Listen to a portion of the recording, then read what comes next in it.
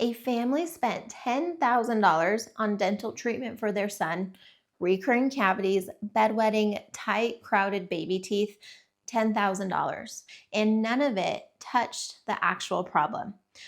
But here's the thing, 3 weeks addressing the root cause did what the $10,000 couldn't.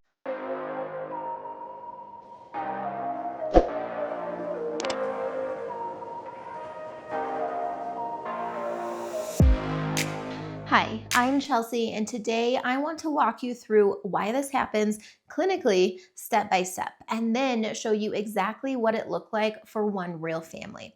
So, if your child is still wetting the bed past the age you'd expect them to grow out of it, you've probably been told it's just a phase or it'll resolve on its own. And if you're also dealing with recurring cavities, crowded teeth, mouth breathing, you've probably been told those are separate issues entirely. But here's what most people don't realize, that they might not be separate at all. So first, let's talk about bedwetting. A lot of parents assume that bedwetting is a bladder issue. Sometimes it is, but often it's connected to sleep quality and airway function. And here's why.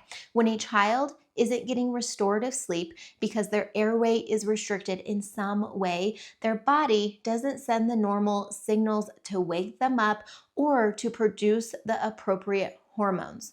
So, if bedwetting is showing up alongside something like snoring, that's not two unrelated things. That's worth looking into as one picture. So, let's talk about crowded teeth. A narrow palate, it doesn't just crowd the teeth.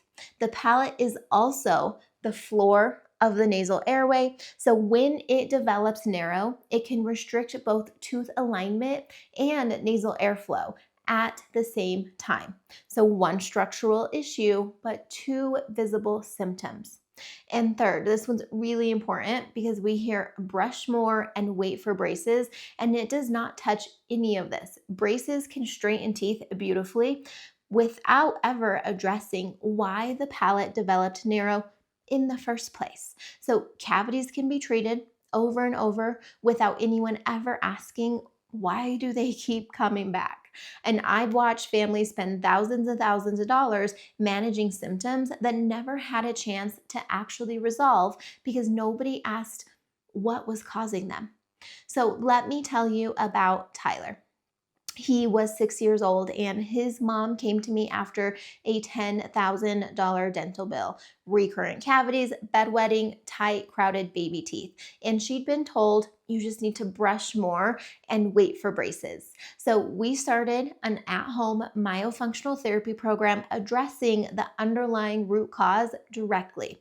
Daily exercises, retraining his breathing, retraining his tongue posture.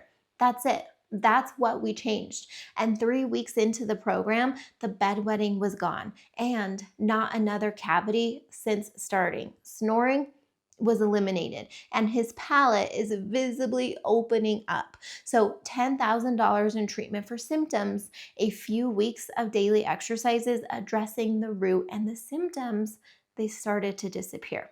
So if you're seeing bedwetting, crowded teeth, snoring, or cavities that keep coming back, I want you to see those as connected, not necessarily separate problems, to manage one at a time.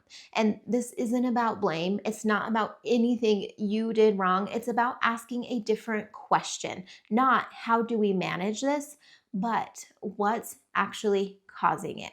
So if this is resonating with you right now, I want to invite you to take the next step. And I have a free training that goes deeper into exactly this, the real connections between breathing, sleep, and your child's development. So you'll find it at the link below, and you know your child. So trust what you've been seeing and what you're feeling.